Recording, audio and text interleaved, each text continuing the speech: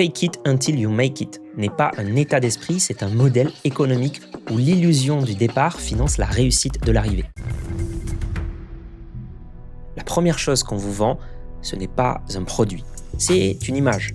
Villa, Lamborghini, champagne au bord d'une piscine avec vue sur la skyline, sauf qu'à Dubaï, à Los Angeles ou à Miami, des agences proposent des packages complets aux créateurs de contenu. Une Lamborghini louée quelques heures, un photographe, 1 heure de studio dans un faux jet privé ultra réaliste, un rooftop avec vue, une suite d'hôtels photographiés à l'arrivée avant d'aller dormir dans un Airbnb bien moins cher. Pour quelques centaines d'euros, une seule journée de tournage alimente des semaines de contenu. Et ce n'est même plus chacun dans son coin, c'est devenu une combine à plusieurs. En Chine, un blogueur a infiltré un groupe privé de jeunes femmes qui se faisaient passer pour des personnalités mondaines, avec une vie privée hyper médiatisée. Des filles qui affichent une vie de mode, de luxe et d'argent. Sa découverte, elle se cotise. Une Ferrari louée pour la journée et partagée entre plusieurs dizaines de personnes, ça revient à une centaine de yuan chacune, une quinzaine d'euros pour leur photo. Une chambre au Bulgarie partagée entre 40 filles, chacune montant à son créneau prendre son cliché.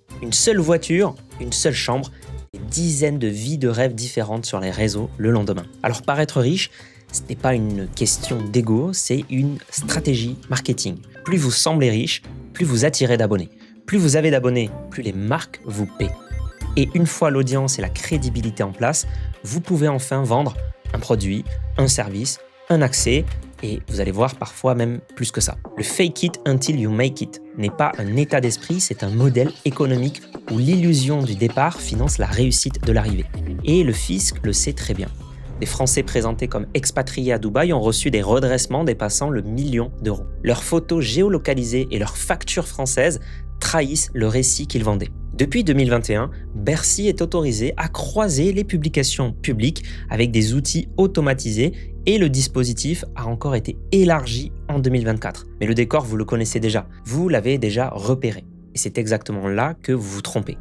Croire que vous avez tout compris, c'est justement ce qui vous rend aveugle à la partie que vous ne voyez pas. Parce que le vrai dommage n'est pas que vous croyez ces gens riches, c'est ce que leur image fait directement à votre cerveau.